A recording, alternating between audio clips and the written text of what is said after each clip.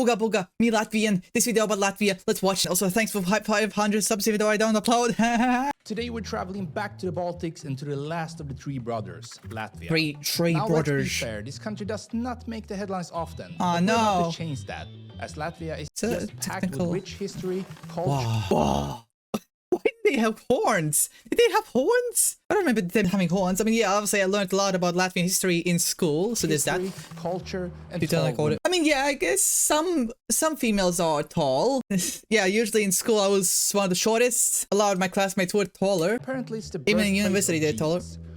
Yeah, jeans. Also, a fun fact about Latvia. Blue microphones. Baltic Latvian Universal Electronics. Ooh, the blue microphones company is connected to Latvia. I do have a blue snowball upstairs in my brother's room, so there's that. Hey, pretty cool microphones, hey. The first ever Christmas tree.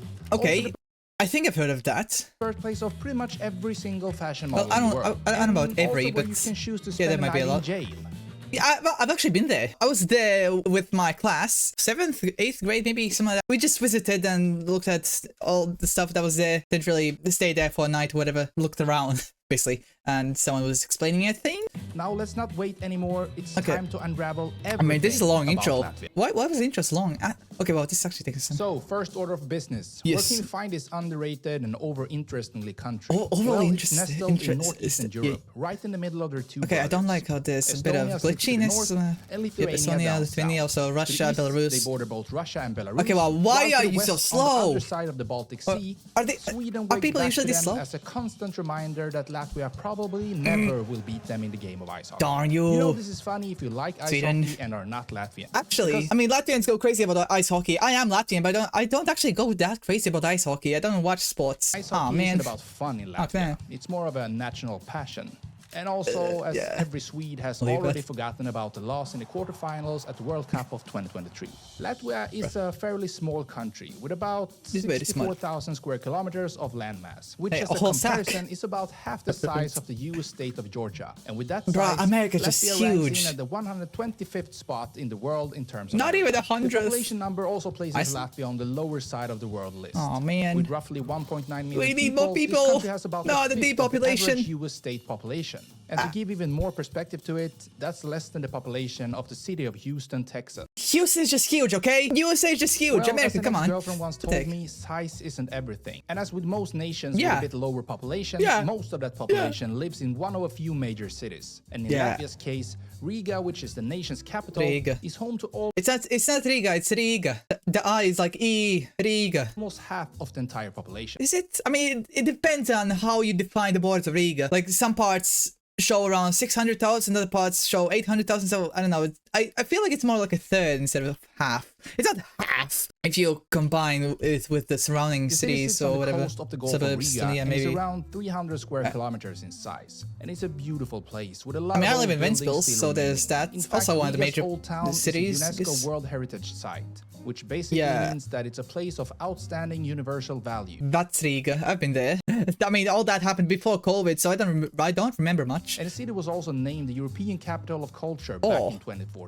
Okay, that's interesting. The second largest city, Daugavpils, holds he said it right. That's nice. I mean, it's not a hard thing to say. Daugavpils. Roughly 100,000 people. A lot of them are Russian. There's that. Daugavpils is really populated by Russians since Latgal in that part, that area, there's a lot more Russians. I mean, it's close to Russia. That sometimes creates tensions. And that Latvians and Russians hold distinct imprints of Latvia's vibrant history, with its medieval castles and Soviet-era architecture. The third and fourth largest cities are Liepāja. Where'd you get the J? Liepāja? Wait, there's no J! Liepāja. At least say Liepāja or something like that. Liepāja? There's no J! Liepāja. You could have at least said that. What? Liepāja, come on. And Jelgava. Okay, Jelgava, I kind of get that because of the English J. It's Jelgava, by the way. Not Jelgava. Other ones include Ventspils. Hey, I'm from Ventspils. What are the ones? Jēkabpils, Rēzekne, Valmiera, Jūrmala, all kinds. Home to about 80,000 and 60,000 people, respectively. Oh man, that's still more than Ventspils. In terms of landscape, Latvia is pretty similar to the other Ventspils only has like 30-40k. A flat country with a highest point reaching just 312 meters. However, it's a beautiful country with lush forests.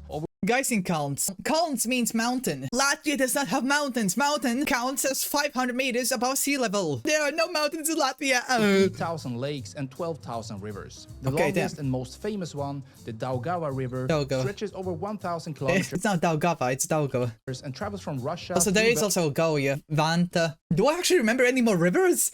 Oh no. I have my Latvian puzzle map over there, which I'm not gonna check. Actually, I mean, yeah, the main one's Daugava, from school at least, that I remember. Daugava, Gauja, Vanta, Lielupe. Was Ogre one? I think Belarus, it was. And then empties into the Gulf of Riga. Yeah. And that the capital sits on the banks. Okay, now Daugava isn't actually the longest river because, you know, it goes outside. Well, Gauja is the longest in Latvia. The longest river in Latvia, just in Latvia. Sits on the banks of this river is no coincidence, as it has played a big part in the country's history and made Riga a real trading center between different civilizations. So besides the capital having a central role in the past, how did history form Latvia into the country we see today? The area was first home to tribes, who are the forefathers to... Okay, let's see if I can remember this. Okay, I'll say, since I was taught in Latvian, I'll say in Latvian. Līvi, Kurši, Latgal... Lieši, Sēri, I don't know. Or the Latvians. I don't remember. These tribes had their own I only remember Līvi and Kurši. pagan religions, you know, around mainly from agriculture, but also engaged in trade and warfare. Around the same I feel like they had time, more Europe as a this. Come on. was undergoing a period known as the Crusades. Oh no, not the Crusades! We're gonna get that! Christianity. And in the early 13th century, one of these crusades was directed into the Baltic region, including modern-day Latvia, known as the Northern Crusades. The people leading these crusades were the Germanic Teutonic Knights. What? Did they really have horns? I don't remember them having such horns. What the heck? You're supposed to be Christian, not the devils. Knights from Germany. Teutonic Knights, in the 1500s, a major conflict got the name Livonian Order, Livonian Ordens. The Livonian War went down between a bunch of countries. Oh boy. Denmark, Sweden, Russia, and the Polish-Lithuanian Commonwealth. Denmark? Wait, did Denmark have Norway? Wait, yeah, I guess they did, didn't they? I don't think Denmark owned all of this. Only like a part here and a part here. Well, we're all involved.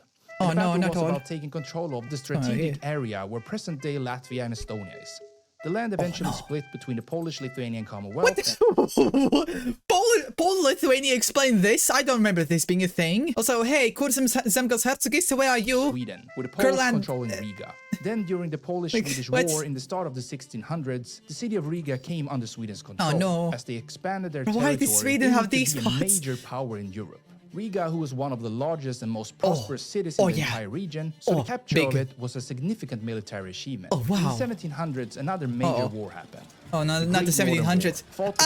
The Great Northern War that destroyed Sweden. The Russians eventually won that war, leading to Latvia being incorporated into the the sad Russian times. Empire. And this is an part of important Russia. part in history. Russians coming in Latvia, the start of the Russian control of Latvia, the Latvian people. Which, with a brief period of independence from 1918 to 1940, lasted until the collapse of the Soviet Union in 1991. Yeah! And that particular year, Latvia. 1918, it's been over 100 years since 1918. As on November 18th of that year, we declared independence from Russia after years of the people's... I'm pretty sure the history teacher mentioned how this was like the only surviving image of this era. Also, this is colorized. I'm pretty sure it wasn't black and white. Maybe, was it? Starting to take pride I don't remember much from school. That was like minimum 2 years ago, minimum. 1920, Soviets signed a treaty I'm pretty sure that's Polish. of Riga, a peace treaty Is that Polish? recognized Latvia as its own country. Yeah. However, it didn't take long for them to break that promise. Oh no, Since in Stalin, darn 1939, you! Soviets signed Darn a secret you! deal with Germany Soviets, that decided that so Latvia sad. should be part of Soviet and forced them to joining the following year.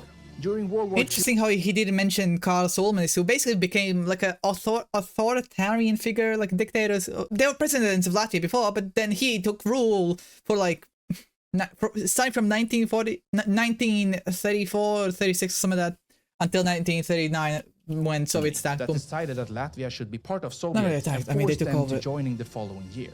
During World War II, Germany took control of Latvia, but only for a couple of years. As the Red Army, the army of the Soviet Union, at one point, Latvians fought on both sides, the Red Army and SS. In 1987, Latvia, together with Estonia, Lithuania, joined that's a huge time skip. I mean, I guess all of this is a huge time skip. This is very brief. Agreed that That was the main brief by...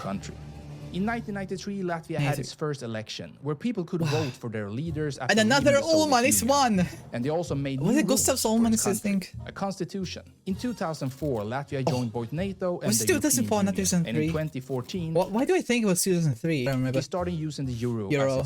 I remember changing from Lati to Euro. I think I still have one Lats. Can you see it? Not quite, but yeah. Wow, very special coin. I think that's the only Lats that I have. And I found like under a couch or something like that, just while cleaning the room. I don't remember. Today, Latvia is a democratic republic. Yeah. High-income, advanced high income. I mean, minimum wage isn't really that high. I don't actually know how high other people's incomes are. GDP per capita rapidly catching up to Western standards. However, catching Latvia up. finds itself on the forefront of European geopolitics due to its shared border with Russia. Darn Russia. I don't hate the Russian people, honestly. I just the Russian government. Bad history. Although it looks like Latvia also likes to play a bit with its Soviet past. At least if you're visiting the Karosta prison in Karosta prison. Karosta warport, I guess. I mean, yeah, in Liepāja, so it's a next to port. Still remains in its original form and has been transformed into I guess an interesting tourist destination. I'm not sure why they decided to talk about this one. I mean, there's a bunch of other stuff in Latvia. Verbal abuse, physical punishment, and a whole bunch of other stuff from actors hired to act as prison guards. Okay, yeah, I didn't experience any of that, though. Sleeping on the concrete floor isn't your cup of tea. Just go to Riga instead. Wandered through the streets. Come on, come to Ventspils as well. There's a bunch of fun stuff in Ventspils. Largest and gastronomic I don't remember if I've been there. I'm pretty sure you find some rye bread here. As well, let's just say wait, rye bread. Oh yeah, rotamaise, but whatever. I love that stuff. I really like that stuff. Yeah, delicious. There's also salskamaise. Don't hate rye bread, okay? And yes, there will be potatoes as well. But on a more serious note, the Latvian kitchen has strong influences from its Baltic and Slavic neighbors, with various soups, meats, and sausages. Then there's there's big blossoms, but there's also sklandrausis. Yeah, one of my favorite foods. Although this one is, I'll say, store bought the whatever. national drink of Latvia. Yeah. The Riga Black Balsam. I don't drink alcohol, so I don't know what it tastes like. Market and heading out in nature. Both Gauja and Kemeri